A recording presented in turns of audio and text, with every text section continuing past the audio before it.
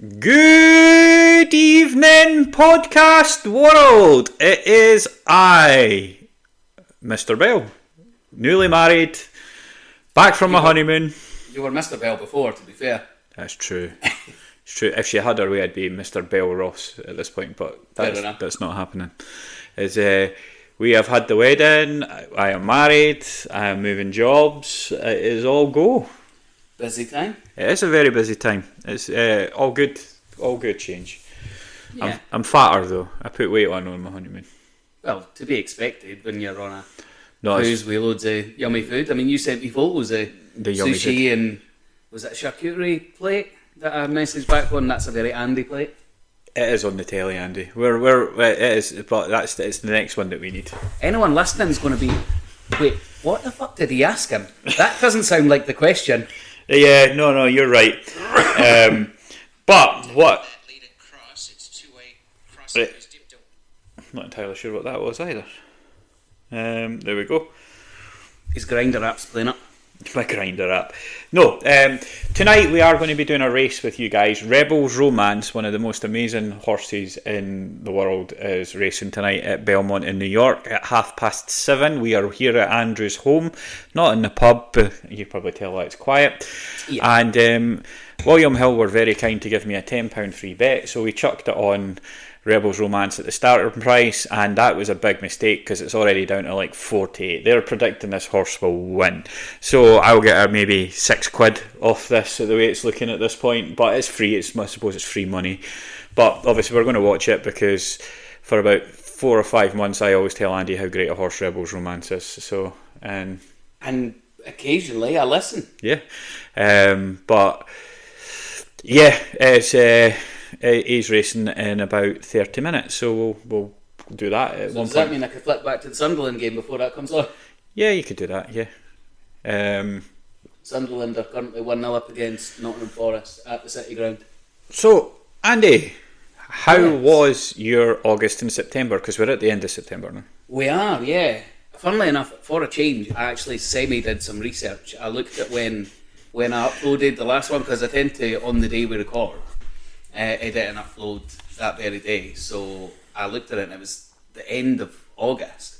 So I looked at what's happened since then. So I had a vague recollection instead of just going, I think I've been doing some stuff. I can't really remember.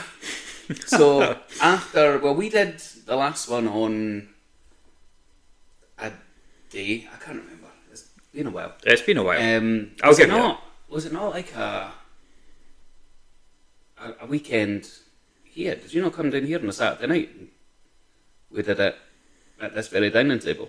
I think that's probably about right, eh? I think so. That, or it was when I had that week off work. In fact, it might have been then, because I think it might have been during the week. And I do remember you saying that you were surprised I didn't take the following week off, because it was my birthday. That's right. And I'd said, obviously, the weather was meant to be better that week I did take off. It wasn't bad. It didn't live up to the expectations when I booked it, which was about a week and a half before the last one. But anyway, it was still alright.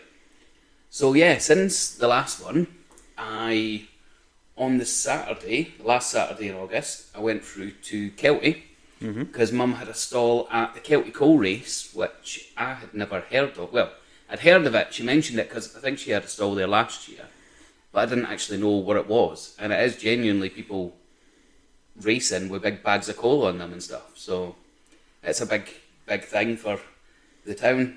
A lot of people come out and there's music and live music, DJ, and loads of stalls and fun fair rides, and yeah, it was good. Nice. And so yeah, I was just helping Mum that day. And then of course the following weekend we had the very busy one, because we were through at Graham's on the Friday night. And then I can't remember, what did we get up to on the Saturday? I think there was something on. There was, yeah. Aye. Yeah. Oh, we went for a dip in the sea. We did in the morning. Which you're doing again next week. I'll think about it. Are you not what to do? Are you backing it now? Nah, I'll probably do it again. I did really enjoy it, in fairness, last time. We'll come to that. You couldn't get me out. I wanted to just stay in there all day. But yeah, so we had the dip in the sea, and then of course we had your wedding. Yes, which was nice. Very hot. We got blessed with the weather that day. We did. Although, given that we had our superhero t-shirts on under our kilts. We were a bit roasting, myself and this man, the groom, and his other two best men, because I think I mentioned in a previous episode he was greedy and had three of us. I was. Yeah. There's no noise coming from Aaron right now because he's on his phone, and if Laura's ever listening to this, she'll probably go, of course he fucking is. I'm always on my phone, and I'm listening to you though. I'm letting you talk to me about your August and September. You were there for the bit I'm now discussing, which was your wedding. Yeah, and I'm letting you talk about it. Okay, fair enough. Am I giving my account before you give yours? Well, yeah, it kind of made sense. Like, you're in free flow, I'm not going to interrupt you rudely, am I? Fair enough. Can we switch the channel back though? Well, what time is it? It's not only been about 2 minutes since I changed it back to the bit. I was going to kind of watch it. Has it not on like in half an hour? Yeah, I know, but I've got one on that one. And that would be, horses. that's Andy. Obsessed, man. Of course. There we go. That's Sky Sports Racing stopped working. They go back to the Sunderland game. there we go. Yeah. So yeah, you'll hear even less from him now because there's racing on the telly and on his phone. Fucking surrounded. But anyway, so yeah, we had the wedding day. We had, the night before, we should mention first, because we obviously went through to Graham's as I touched on, and Martin did us a lovely barbecue. And yeah, we just chilled and had a bra night at Graham's, really, with more of us than just me and you, as usual. We had Ian through, we had Bill, we had Stripey, we had Martin, of course, and it was a really good night. I thought so. I thought it was a really good night. And then, of course, the dip in the sea started off the wedding day, and then we made our way through after Stripey fixed your car. After he broke it. He didn't break it. He broke it. Broke it. He broke it. You broke it by speeding down a fucked road. It wasn't even a road. Yeah, It was like a dirt he track. was the guy who took me down a road that was not a road. Blame the navigator. You had your foot on the pedal. You could have went down that slowly. I mean, I don't even drive, and I'd have went down that at a snail's pace. I mean, it's easy to say that in hindsight, given that it buggered the bottom of your car, your skid plate or whatever they call it. Yeah, But which is still not fixed. yeah, well, Stripey managed to do a bit of a fix. It got us through to Burnt Island anyway. A bit of a fucking fix. Fucking... Aye. He was underneath that car working on it while...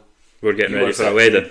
Yeah, while you were sitting chilling in the house. Of course, well, it was my wedding morning. That's true, And, yeah. and he broke my car. I went out at one point to see if I could help, but I was offering no assistance at all, so that's when I come in and ironed all our shirts. Which It was helpful. Yeah, it's something I could do. I don't know anything about cars, but I know my way around an iron. And it was very appreciated. Anytime. I used to do that actually. See, when me and Stu lived in Edinburgh, at the very start, when I worked at the hotel on Rose Street, sometimes I would do a night shift and I would get home just as Stu was getting ready in the morning. So that's it, and we'd have breakfast together and that, and then while he was getting himself ready, I would head to iron his shirt just because the ironing board was up, it was there, so why not? Of course I'm going to do that. Yeah. He was getting ready, he was busy, so I had plenty of time, I'd just finished my work, so... So yeah, anyway, moving forward from ironing and car troubles. Ironing and car troubles. Yeah. Probably going to be the name of this episode now, eh? Actually on that, I cocked up the name of the last episode because we were, surprise, talking about horses, mind. And there was that one, was it ballerina boxer? And I must have been thinking about Muhammad Ali when I named the episode, because I'm sure I named it something like neither a butterfly nor a boxer, when I meant to put neither a ballerina nor a boxer, because of course that was the name of the horse. But anyway, I cocked it up. You cocked it up. But that's what it is. That is what So anyway, that's probably going to be the name of this one. But yeah, so then we went through to Burnt Island and seen all your guests that had already arrived, because you told them it started about 2 hours before it did. Deliberately. Deliberately, yeah. And yeah, I remember Stin was saying, got there and was like, where the hell is everybody? Is it no meant to be starting now? And then he seen Paul and he was like, Paul, is it no meant to be starting about now? You're one of the best men, you should know these things. However, I was one of the best men and I didn't know. I was getting ready at Graham's, and I was like, oh, cutting it a bit fine with the time, are we not? Apparently not. No, We arrived in plenty of time. you did. And, well, I'm bloody better off because you were driving. You were the groom. You kind of had to be there. I mean, I know I was one of the best men and had an important role to do, but it wouldn't have gone ahead if you weren't there. And, You think? And Laura would have kicked your ass. Should have kicked all our asses. I think that's a given at this point. Yeah.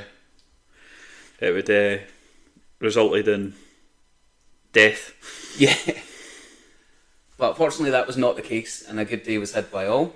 And I even ended up getting my face painted. That was Alex's fault. Because I had apparently, I don't remember this, but that should shock nobody. I'd said to Alex months ago that if she got her face painted, I would do the same. And she reminded me of this on the day of the wedding. And I was talking to Stacey and her man. That's Laura's sister, for anyone that doesn't know. And they both had their face painted, and Bern did as well. And they were like, Andy, why are you not getting your face painted? I was like, well, apparently I'd said to Alex that if she did, I would get the same. And I said, but thankfully she hasn't yet. And then, of course, just at that second, she turned up behind me. I turned round and she had her face painted. So, of course, I ended up having to do exactly the same. Although I went with a slightly different colour scheme, I just basically said what she's got, but with more red and pink. More red and pink. Colours. Quite right, son. That's perfect. But I have a bit of news for you. The food festival I was at today, the face painter was there. Little R got a sleeve done, and Fraser and Alex, little boy, got tats done, and both Alex and Laura were having a field day blaring away to the face painter, who remembered everything from the wedding and remembered everyone and had nothing but nice things to say about everyone too. Yeah, I got chatting to her a wee bit while she was doing mine. She's a big Fife Flyers fan. She's not that into football, because she'd mentioned that she'd been doing, like, I think Stacey's man got a Rangers face paint thing on his face, and she had like a Celtic stencil, and I don't know if there was any others, to be fair, but she'd said she wasn't really into football, but a lot of people did get one of those two, as you'd imagine. But she was a big ice hockey fan, so we were talking about ice hockey for a wee while. Nice. And what was I going to say there? Can't remember what you were going to say, pal. Yeah, you were talking about... Oh, yeah. You mentioned, obviously, Alex and Laura were having a good time and talking to the face painter. I know they're having a good time because they just video called me and serenaded me down the phone while I was at the back door having a smoke there. I'm pretty sure what they were singing was Taylor Swift, and given that Alex was one of the two, probably was. I think there was something about a white horse in the song, so for anybody listening, if that's a Taylor Swift song where she talks about a white horse, that's what I've just been serenaded with by Aaron's lovely wife and our friend Alex. Which is true, yeah. So what food festival were you Silverburn Food Festival. I thought that was weeks ago. No, it got cancelled. So Was that not meant to be the day of the Celtic Coal race? Because I remember you saying that you guys were going to have some great food, but then I retorted with, well, me and Mum are going to Martin and Anna's after he's doing his barbecue, so got you trumped there. So I definitely did, given that it was cancelled. yes, 100%. There we go. But yeah, it was. So, do you want me to talk about the wedding? On you go, if you could prize yourself away from your phone for more than 2 30 seconds. Yeah. Wow, I'm getting shit. It's, Laura's not paid me to do this at all. Obviously, it's been an amazing month. I cannot fault anything at all. I'm just in awe of everything that's happened, grateful for everything that's happened in my life. Blessed is a great way to say it. Amazing people like yourself that looked after me, gave me a great stag. The night before the wedding, I had a great day, barbecue, Martin, saunas, everything. Yeah. It was chill jumping in a cold lake with you all. It just went amazing. The wedding went without a hitch. Just an amazing day surrounded by all the people we love. And then an amazing honeymoon where I got sick on the first day but then got anti-sick medication and I was fine. So Was that your first time on a boat? no, but Were you sick before, the last time you were on a boat? I can't remember. It was that long ago. Right. But basically, yeah, the way it worked was the anti-sick medication kicked in that night, so I was able to enjoy some Japanese food, and I never had any issues the rest of the holiday. So my recommendation is I would thoroughly recommend everyone goes on a cruise and tries it. I loved it. I thought it was amazing, but I would not do it again. No, I've done it. I've got the badge. I'm happy for my wife to now go and do another cruise with her family, but I will not be going on another cruise. Simple as. Fair enough. Yeah. Weird thing to say after just saying it was bloody amazing. It was, but it's not for me. Like, Okay. I was in Marks and Spencer's on the Sunday doing the shopping, and it felt like the fucking ground was moving. Oh, really? Yeah, like still. And that had been like 2 or 3 days. I just had the most amazing few weeks known to man, if I'm honest, because everyone should be as blessed in life to experience that kind of happiness over 2-3 weeks like I did. Like, it's just phenomenal. Obviously I wish that Summer and Logan could have been there for it, but yeah, I wish that they could have been part of it all, but they just need to know their dad loves them, and that, you know, I can't wait for us to be together again at some point. But I was, even now, I'm still buzzing from what was just an amazing few weeks. Got back, and what's funny is when you land in Southampton on the boat, they basically kick you off the boat as quickly as possible. Like, it's almost as if, like, you need to get out. So we didn't have our flights booked till like 4:30 at night, so we had like a whole day to try and burn, and thankfully you can leave your suitcases at the airport and they'll keep a hold of them. So we were able to then go around Southampton. We spent our total honeymoon spend, we spent 30% of it on that last day in Southampton. Nice. And we went to the cinema, and the cinema tickets were only £9. So you try and figure out how the fuck we spent that much money in Southampton. Yeah, it was nice. We had some nice food in Southampton, but nowhere near as good as the ship, obviously.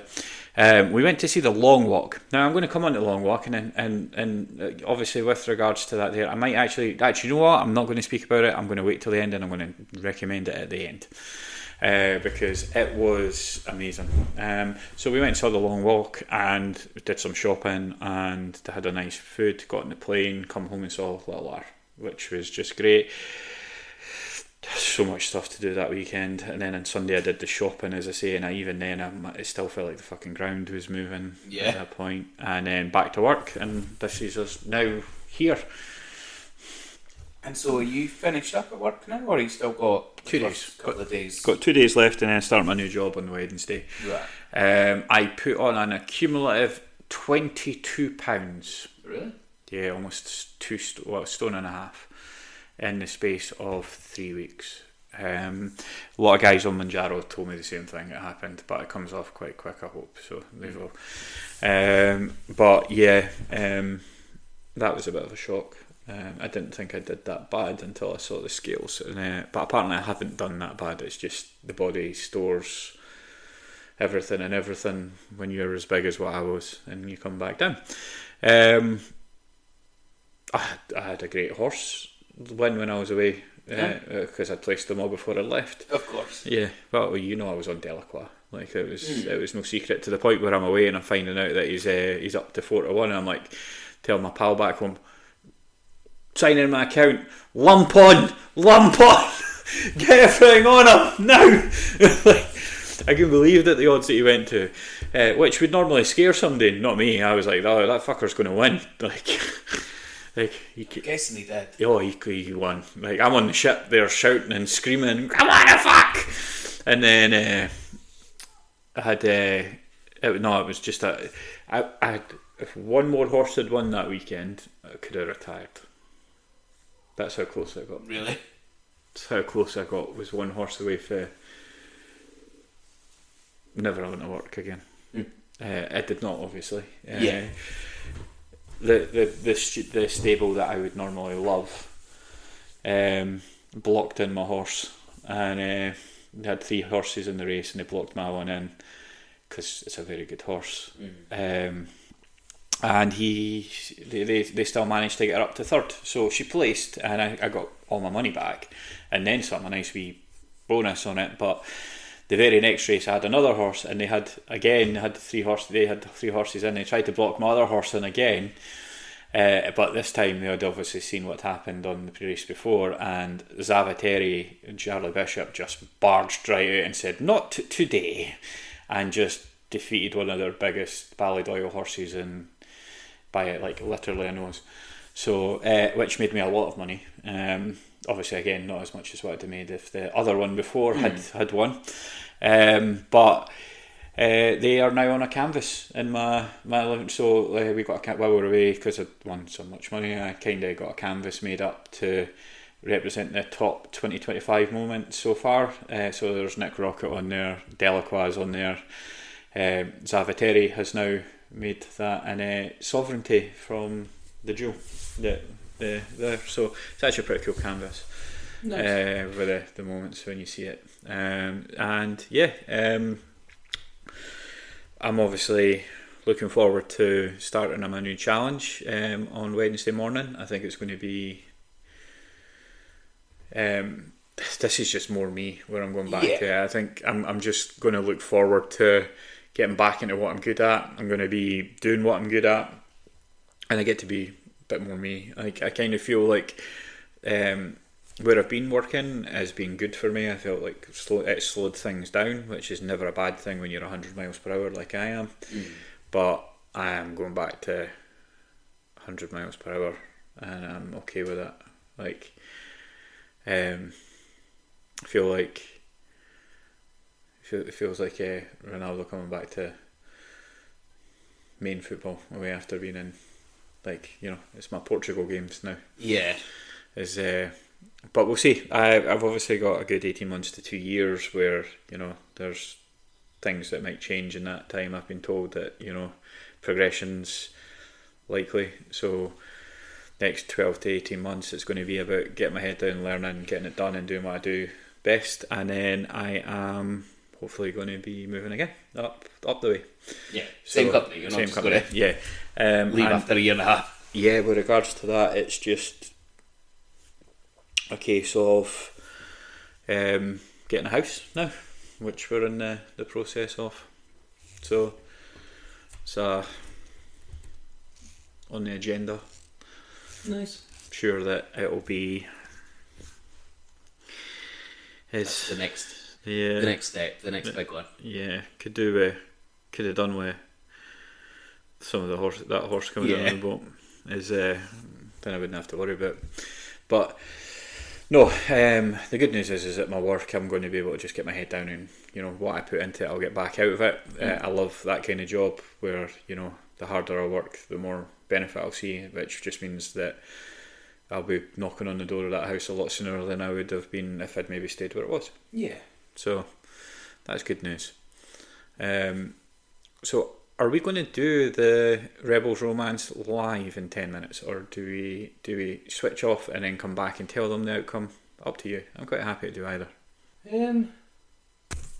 So we might have to cut this episode in two halves. Andy will not delete this half. Rebels Romance is just ran, and how would you describe that, Andy? Yeah, running is a good descriptive word for what he did. But pretty impressive, isn't it? For a 7-year-old horse to go that far ahead of all the younger horses. I didn't know Frankie Dettori was still racing. Yeah, no, he races in the States. He's had some big wins recently, but it's only in America, really, he races. Fair enough. Is he kind of semi-retired then? Kind of, aye, but the Americans hate him. He's actually he's not a really good jockey out there. But although if you watch that race there, you'd be sitting there going, he looked pretty alright to me. No, he's when the British horses go out, he seems to be on point. But I don't know what it is. He just doesn't seem to do very well on the American horses across there. But yeah, I could only be described as an absolute beautiful ride on one of the most successful horses in history. Just won another almost £1 million prize, and won it by 4 or 5 lengths Pretty much, yeah. over the rest of them. I mean, I was genuinely worried because I'm like, he's going too fast. Frankie's running him too fast. He's too old to be running that fast. And just to kind of let you know is, you know how we're doing Champions Day on the 18th of October, and then I explained there's the Breeders' Cup on the 1st of November. Is the Breeders' Cup's the one where all the horses from around the world come together in America and they race. That now 100% confirms that Rebels Romance will be at the Breeders' Cup, looking for his 3rd Breeders' Cup win. Yep, which is a feat in its own. Yeah, true. And oddly enough, the podcast host Mr. Bell had Rebels Romance months ago in his Breeders' Cup. Nice. Yes, I have him in there in a few triples as well with Nitrogen and Sovereignty, and also a little other one called Brant. I've always felt like Rebels Romance was going to go and do the triple, and he's went and won in Germany, now he's went and won in the States, so he'll be back at Del Mar and looking for his third huge win. So at the Breeders' Cup. So so did you enjoy that race then? It was a race, yeah. It was a race, yeah. You can tell Andy's enthused. Yeah. To be fair, I said in possibly the very first episode that I don't like racing of any sort, whether that be in cars, motorbikes, running, horses. I'm not a fan. But come Champions Day, you're going to sit with me. I am. And you're just going to pick the ones that you like the name of. I am, because that seems to work better for me.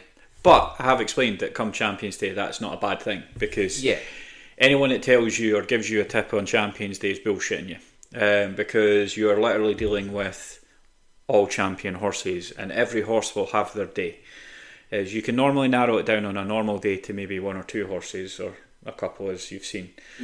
But when it comes to something big like the Breeders' Cup or the Champions Day or things like that, you're talking about all champion horses, like all top of their class. So I take it they all need to win a big race to get into to qualify, basically. Yeah. They all have to have been winners and won a significant part. So Champions Day, doesn't matter what I say to you, it doesn't matter what anyone else says to you on that day, just choose the one that you want. I'm going for complete and utter outsiders at the moment. I have, on my Champions Day, I really like Bedtime Story, sitting at 25 to 1. I like Docklands in the Queen Elizabeth. He has never lost at Ascot, and has won on dry and wet conditions, sitting at 14 to 1. Like, I'm going to stick each ways on these because there's no way, it's hard. So when you come up, have fun. Oh, well. Yeah, and enjoy it, and we'll have tarts and stuff out again. How nice of you, bringing a few tarts along for me. Yeah, and we might actually be able to do the Breeders' Cup at yours if you want that night, because the Breeders' Cup's in America, so it starts at 11 o'clock at night. Oh, really? Yeah. So we could actually sit and watch it. Yeah. It's at the weekend, though, isn't it? It's on a Saturday. No, it's a Saturday night. Alright, fair enough. Just like now. We could actually probably record the episode while we're doing it. It's maybe not a bad shout, because if we do have to cut this one in half a wee bit because of reasons. Yeah. Then it might not be a bad shout. Yeah. Although hopefully we can finish this one, because then, by that time we'll be in mid-August, so really mid-October. So really we'd be hoping to do episode 10 at that point. Yeah, I'm thinking that what's probably going to happen is we're going to cut this one now, and then I'm going to go off, and then we're going to finish recording it tomorrow. Oh no, I think we might be okay. Just got that from Fraser. Right, okay. Yeah. So I think we will be able to finish this one. Right, okay. Andy's just double checking that. Yeah, I'm just messaging him back. Keep an eye on that. But yeah, it looks like all is well. Good. So, yeah. I like it when all is well. Yes. So as you guys know, I'm on a weight loss journey. And I have a group of guys, as we've talked about in the past, Eddie, Brian, Bill, my brothers, and Fraser kind of joined us, as I've said in the past as well. He kind of wasn't in the WhatsApp group and things, but during the stag and things, he was added in, and for the last sort of month and a half, 2 months, Fraser's been in part of the group as well as opposed to being on the outside and helping me on the outside. And I kid you not, like, when it comes to Fraser, I am so fucking proud of him. Like, he has led the way in the last year with his weight loss journey. Like, he's going to be running a marathon. He's doing charity. He's raised almost £600 so far. Really? For his I think it's a 10k he's doing. Right. If you're listening to the podcast, please find it. I'll post it on one of our pages and donate to Fraser. He's doing something amazing, but his actual weight loss journey and fitness levels, like, he is the definition of what you want to get to. Obviously, our friend Eddie is doing amazing. He's come down. He's now under a certain weight that, you know, I'm sure he'd have told you 4 months ago he never thought was possible. Yeah. He's looking fantastic. Me and him were at the pool, and I thought, fucking hell, like, I can't wait till I get to that size. Brian just constantly spurring us on, and our big brother Bill is always there in our corner supporting us, and I cannot thank them all enough. But I just wanted to point out that Big Fraz is just absolutely inspiring us all at the moment, and he's looking fantastic. Like, genuinely, he looks about 10 years younger. Like, yeah, when I see Fraser, it's really funny. Me and him were talking about this today. When I see Fraser, I don't see, like, how in my head is how I see Fraser now is how I've always seen Fraser. But then he shows me the photos, and I'm like, holy fuck. And this happened with Bill. Like, Bill showed me a photo of him when we first met. Holy fuck! How much Bill's changed, and, like, everyone said the same thing. So, yeah, just phenomenal. Absolutely, what a huge difference from both the guys. But right now, Fraser's just absolutely leading the way, and, you know, I just appreciate all his support and all his guidance, because you can't write the support that we give each other in that group. Like, you couldn't, like, it's unimaginable, to the point where somebody who was in it said they found it too positive. They actually thought we were winding them up with how positive we were being with each other. Really? Lifting each other up. And I'm like, no, man, that's the way you got to be. You've got to be helping your brothers and your sisters out. Like, you've got to, it's all about love. And I like to think I've always been like that. I don't think I've ever changed. Like, no, I wouldn't say so.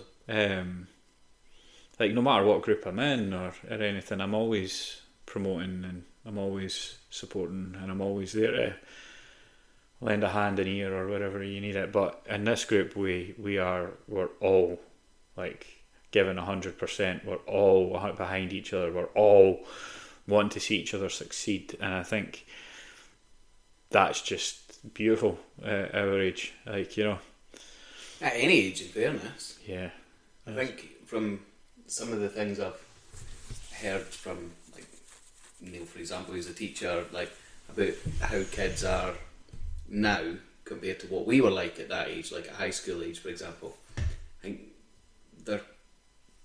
we could do with a bit more positivity. So definitely at any age, at whatever age you are, just be positive. Yeah, I think it's why we're friends, because we're both like that. So I came into your work. You did, yeah. And I don't know when you were coming to pick me up. Yeah, now this is my old work. Mm-hmm. It'll be my old work shortly. Mm-hmm.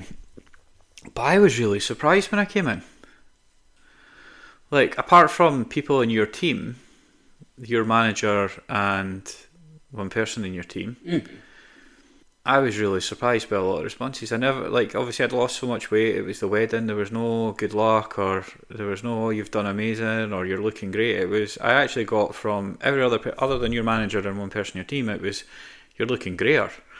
Like, it's a bit of a surprise, if I'm honest.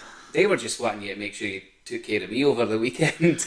Oh, you know, your manager and that, yeah. But at least they were saying, look, good luck, and, you know, of course. And on top of at that, this point, let's be honest, this was like 48 hours before your wedding. Yeah, and Sam obviously she was amazing. She was like, you look phenomenal, like, you know. But like, no, that didn't come from anyone. In fact, I got told I looked greater. So I was a bit surprised. See, you know, my team's the best. Yeah, well, no, I was 3 years I worked there. Like, it wasn't a short time. And I'm about to surpass you because next month that'll be 4 years since I've been there. yeah, well, actually, I was just short of 3 years, just short. So I've already I bought surpassed you long ago then. Yeah, About a year ago I surpassed you. yeah. But I was a bit surprised, especially when you've worked there for so long. And I haven't really been gone that long. Like, I worked there longer than I've been gone. Yeah, true. Because it's only been what? And I've seen people. 2 years. Aye. But also, one of the people there didn't even acknowledge me. Aye. Yeah, I was a bit surprised by that. Fair enough. I'm sure you'll tell me off air if you like. Yeah. It is what it is, my friend. We all try our best. Yeah, we do. Also, moving on from wherever we got to before the bit I've just cut, I've got football back on the TV. There's no more racing. I've now got Tottenham Wolves, which is... You like football, you dick. You're just not as obsessed with it as you are horses. I know that my coupon was fucked. Did it buy your hibbies? Oh, did you have a football coupon on? I always put a coupon on. Do you? Yeah. I used to back in the day, like when I worked at Acon, because obviously we finished at 4, and on a Friday we'd generally get away a wee bit early. Not at the time, but most of the time, to be fair. I would, on my way home, nip into Ladbrokes in the town and put on a wee accumulator for the weekend. And often, just ridiculous, I would just, Oxford, I spent a night there once, I like it there, I'll back their football team. Sunderland, yeah, I went there on holiday when I was wee. Let's back them as well. Just random stuff. Like, if I'd been places like Sutton, they used to be my local team, I lived in there. I'll back them. Crystal Palace, yeah, I used to live just up the road from Selhurst Park. Like, your missus is phoning me. Yeah, so do you know what's crazy? See, right now is I'm due to take my last ever Mounjaro jab tomorrow. Oh yeah, because they did not rock it up in price. Yeah, I'm moving on to Wegovy. But like, I actually see right now, I feel hunger. Huh? Yeah, and I've just had some really nice pasta that Fraser made about an hour or two ago. Less than 2 hours ago. So yeah, I'm a bit like I'm hoping Wegovy's going to take the edge off. We'll see. So what did Fraser make for tea? Pasta bolognese. Nice. It was actually really nice.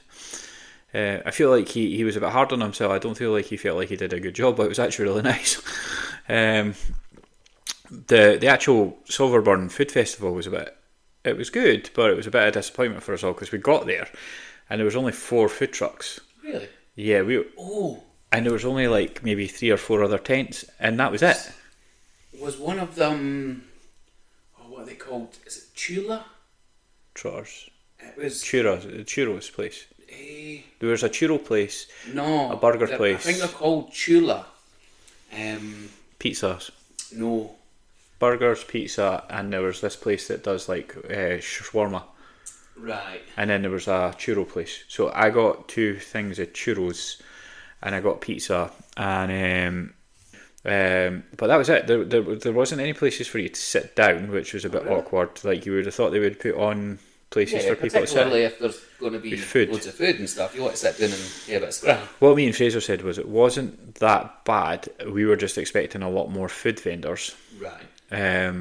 But if we were going to do it again, we would have taken our own seats or our own bench. But there was nothing ever. Or if it did come out, it wasn't as clear as what it could have been to say you need to bring your own seat. Do you think maybe that a lot of things that would have been there had it gone ahead on the original date just weren't there? So do you think potentially, because there was a lot of things that showed up that on the thing, like on the trailer for it, that was like Japanese vendors and things and like places, and none of that was there. So it wasn't a bad day. Like, don't get me wrong.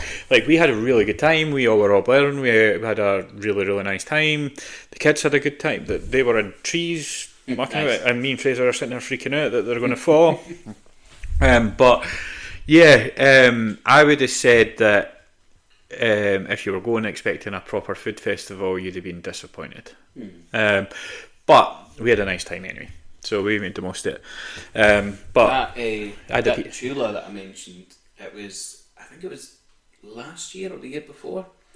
Mum was doing, there was a fundraising event at the Treeway, and she had a stall, so I went through and helped her. Seeing Katie and her husband and wee boy, like youngest, because he was playing football on one of the pitches right behind where the stall was. So they came and had a look later, but during the day we both went for a wee skek to find out what kind of food stuff there was. And I was like, oh, there's this food truck, Chula. I can't remember where the cuisine is from. Mum will remember. I think she's got them on Facebook. I'm sure she said they've won loads of awards, and rightly so, because I think they had dumplings and they were absolutely beautiful. But yeah, just when you were talking about food vendors and stuff, you just reminded me of that, and I'm like, oh, that was bloody lovely. Nice. But yeah, other than that, it's straightforward, to be fair. There's been nothing really much to report. I'm going to do my film recommendation now, I know, but it's because I'm actually going to talk a little bit more in depth about it. This probably would take a good 10 or 15 minutes, to be fair. So cool, I've got time to go and get a beer. Carry on. I do want you hear the sound off of, though. You know the kitchen's on there, right? Have you got any watermelon stuff? Oh, my strawberry and watermelon. Yeah. Delicious. Yeah, I do. Can I have some? With ice, please.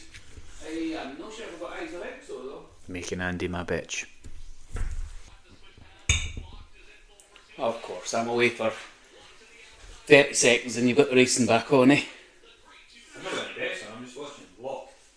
Belmont, this is Breeders' Cup trial.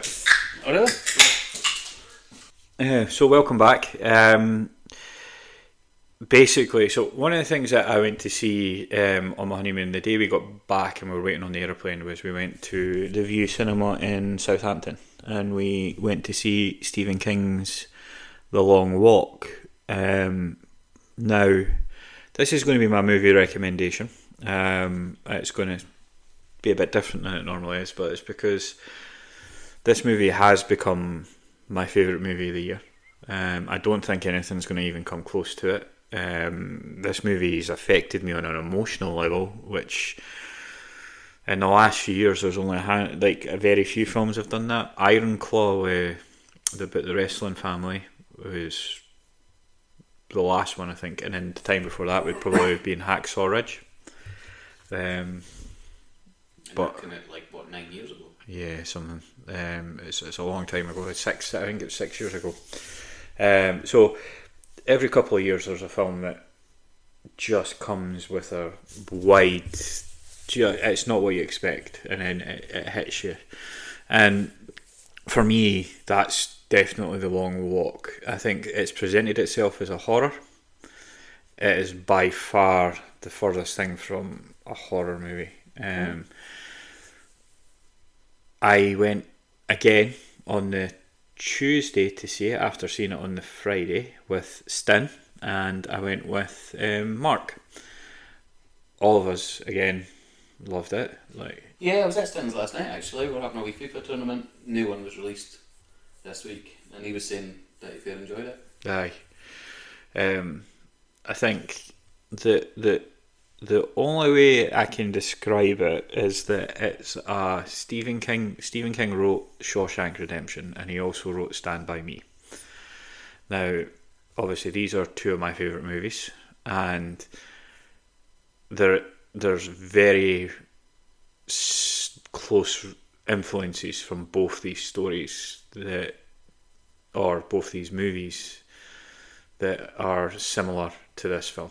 Actually, I would say that there's very close comparisons to both those movies in this movie, and again, hitting you on an emotional level. The premise of The Long Walk is that in a alternate potential reality, as America had fallen, and after the Great War, as they're in some dire straits, and there's not a lot of financial security in the country, so they do once a year the Major, who they call him, played by Mark Hamill, Luke Skywalker, They pick one boy from every state in America, and they all take part in a long walk, which means they walk until they die, basically. And if they drop below 3 miles per hour, they die. They get shot. And the last one standing is given unlimited riches and one wish. And it's all shown out to the world. Now, you don't actually see any of this, and I think this is what the good thing is about the film, is it takes you on the journey but doesn't go into world building, and I actually like that. Mark said he would like to have, and then we kind of both fell in the part where I kind of argued it, saying actually no, you don't, because it overcomplicates it. You have no idea how the other outside world is perceiving this. You are just on this journey with these guys, right? You come into the movie with the main character in the car going there with his mum. Within 5 minutes you are walking with them, and you walk the entire movie with them, and you get to know them. It starts off visceral, like the way the guys die at the start is brutal, but as the movie goes on it becomes less and less brutal and more emotional when it's more in the background when you're losing a character. It's more like you're not seeing it as much, whereas when the first sort of set of characters die, you're seeing them bloody, getting shot, things like that. By the time you're getting an hour into this movie, you've started to really like some of these characters. It's in the background. This movie's about brotherhood. Now, we've talked a little bit about that in this episode. This movie is about living in the moment. This movie is about, and quoting the movie, a short friendship's better than no friendship. There's many points in this film that I had a lump in my throat. There's many points I could feel goosebumps on the back of my... Yeah. I love this movie. Like, I will watch this will be a movie I watch a good few times again in the future. I am scoring this movie a solid 9 out of 10. Like, its soundtrack is beautiful. It's got like a synth / orchestra, and the way the synthesized music merges into the orchestra style music. Some of the moments where you lose some of these characters that I really like. I compare some of these people to some of our friends. Like, they are really nice people. Like, I think, it's just such a good movie, and it's unfortunate that, maybe it's not unfortunate, because I'd rather that it stayed as a one-off movie. Like, I don't need a sequel. Like, that was a beautiful movie. Like, I get that people say, how could you call it a beautiful movie? It's brutal, people die, all the people die, like, so many. Then if you go to that movie and you don't pick up on that, then that's your problem. Like, this is a movie that's teaching you to appreciate the time you do have. Like, these guys all know they're all walking to their own death and still choose to be kind to each other. They still choose to help each other. Most of them are not being dicks. Like, and even the one that kind of isn't. Like, it's not the type of film you think. You're not going to a Hunger Games movie or anything like that. You're going to a movie that actually is really well written, a lot of heart, likeable characters, and a movie that's going to gut punch you multiple times, and give you goosebumps. And like, it's just a really, really good movie, man. Sounds it. Yeah. And it is strange to hear a recommendation that is currently at the cinema. Yeah. It's not an older one. So basically, you're telling people to go to the cinema and watch this film. Yeah, go now and seek it out. Probably already started. I booked 2 tickets for Brian and Laura to go see it. My granddad has Sky, and you get 2 cinema tickets for free every month, but it's at the View, and you can only go Sunday to Thursday, so I couldn't use them when I was in Southampton. But Brian lives right next to you, so Nice. I had just booked the tickets for him. All right, of course it does. Yeah, so I got VIP tickets and booked them in so that they could go see it. I obviously took Mark and Stin. Yeah. I tried to get you to go, but it's school night, so you're not going to go. Yeah, that's not happening. Yeah, it takes some. Although this is absolutely a special movie, and you should 100% go see it. Is that it'd have to be something that you already know. You go into a movie in the unknown, no matter how good I tell you this movie is. Like I could tell you it's Shawshank Redemption 2, you still wouldn't go. Or The Godfather 5, and you wouldn't go. Well, The Godfather 4 was so good, you can't really top that, eh? Yeah. Well, technically, You skipped one there, eh? No, I really didn't. Is that there's The Godfather 1, 2 and 3, and then you've got the fucking director's cut 3, which is Coda. Aye. Yeah. So I class that as 4, Coda. Fair enough.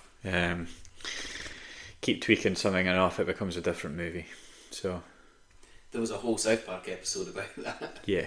About Raiders of the Lost Ark and Star Wars and stuff. It was a good one. It's true. I watched the latest one tonight actually, just before. In fact, I never finished it just before you came down, so I'll finish that later. But Did South Park not get hauled off while I was on my honeymoon because what was going on in the States? No. Yeah.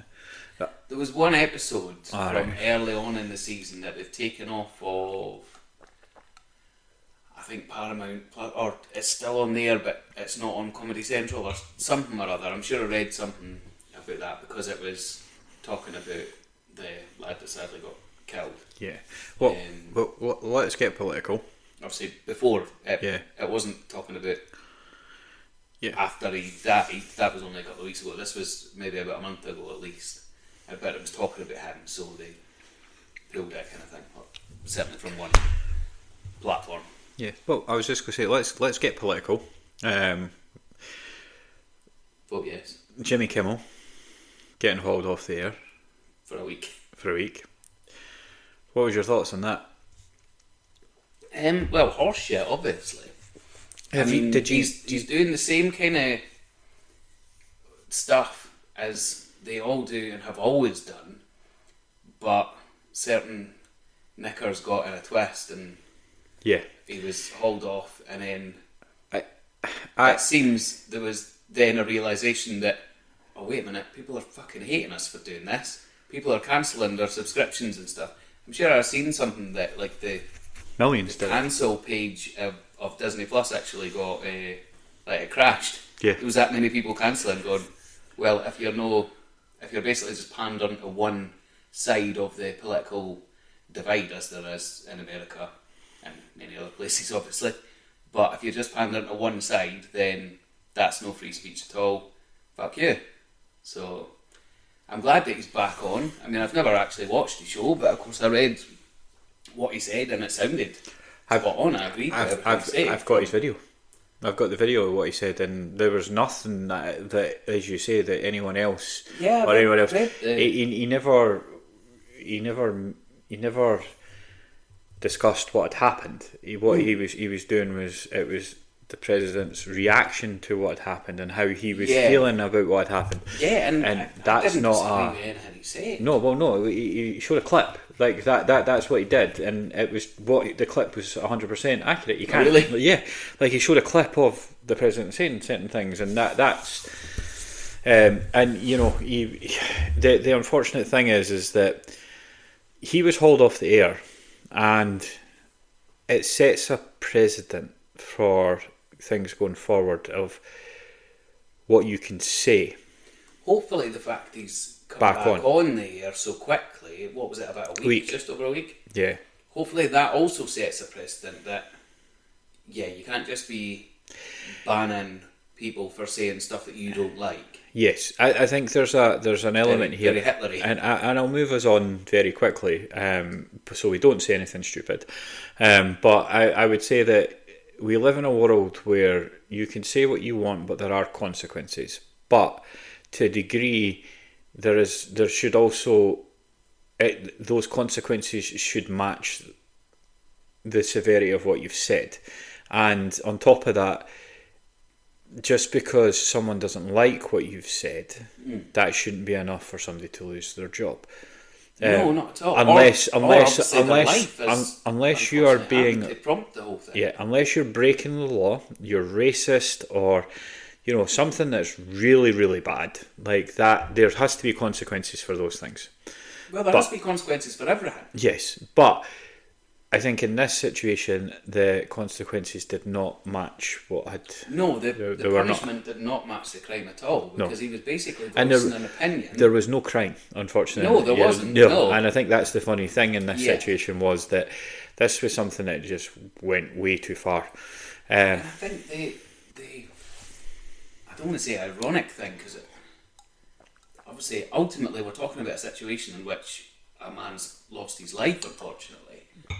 But he's then, Turby Kennel, he's then being affected for talking about people's reactions to it. He's not even talking about that. He's obviously spoken about, because I've read the kind of transcript, and he's spoken about how horrible it was and how he obviously feels for, as everybody should, the family and friends of the guy that's been killed. But he's talking about opinions and how he sees reactions to what's happened. He's, as you said, he's not breaking the law or anything, he's just offering an opinion, and because that differs with certain other people, it's resulted in him having a week off, I suppose. See, government should listen to me, man. So I'm going to, apart from when I tell them to fuck off. I'm going to ask you, what is your song recommendation today, Andrew? Well, I did ask you about. Well, I asked you a question before we started recording, because of course the last 4 episodes I've gone, because I think I did like Sigrid and Graf and Elio and Maisie Peters, then I did Regina, and that kicked off my top 5 artists, which would have been rounded off in this episode with a Coldplay song. However, you said for our episode in December it's going to be kind of Christmas themed. It will be. And I've pretty much given away my song, because I'm now going to save my Coldplay one for the December episode, because their Christmas song happens to be my favourite Christmas song. Here's me thinking about E17. Everybody hates me right now having said that. Everybody's sitting there going, what the fucking Pogues? What about Mariah? Stay another day. E17 right now. And I've seen them do that live with Gemma and Carrie in Glasgow. We've talked about that in this. Have we? Yes. Oh yeah, because I was talking about how the fucking bar line was about 18 hours long. Worse than queuing up to get one of those digital ID things. Yeah. Get a pint in wherever it was in Glasgow quicker. Anyway, so my Coldplay one is not coming this episode, as I said it would last time. So I've had to kind of think of one on the hop. So it's a song I've only really kind of been listening to this year. I've only kind of discovered it this year. But I've absolutely fallen in love with it. And you won't be surprised, because obviously Sigrid's been my top.